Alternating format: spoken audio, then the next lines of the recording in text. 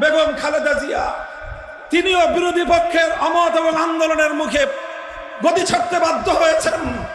তিনি পদত্যাগ করেছেন এবং তিনি সরকারের মাধ্যমে নানাভাবে নিগৃহণের শিকার হয়ে অশীতিপর বয়সে জীবন এবং মৃত্যুর সন্ধিক্ষণে দাঁড়িয়ে বছরের পর বছর জেল খেটেছেন, কারারুদ্ধ থেকেছেন, কিন্তু দেশের জনগণকে ছেড়ে, দেশের মাটি ছেড়ে, তার দলের নেতা কর্মীদেরকে তোপের মুখে ফেলে দেশ ছেড়ে পালিয়ে যান না।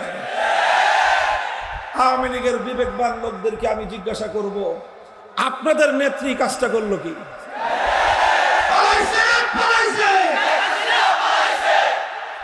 আমরা কিছু বলবো না, আপনাদের বিবেকের বদ্ধ দুয়ারটা খুলে দিয়ে আজকে রাত্রে বাড়িতে গিয়ে ঘুমাবেন আর নিজের কাছে, বিবেকের কাছে প্রশ্ন করবেন, আপনার নেত্রী যেই কাজটা করলো, তিনি এই কয়েকদিন আগেও বলেছিলেন শেখ হাসিনা পালায় না।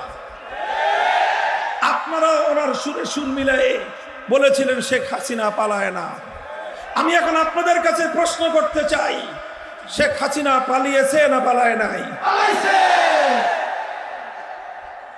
শেখ হাসিনা পালিয়েছে, সারা পৃথিবী দেখেছে তিনি পালিয়েছেন।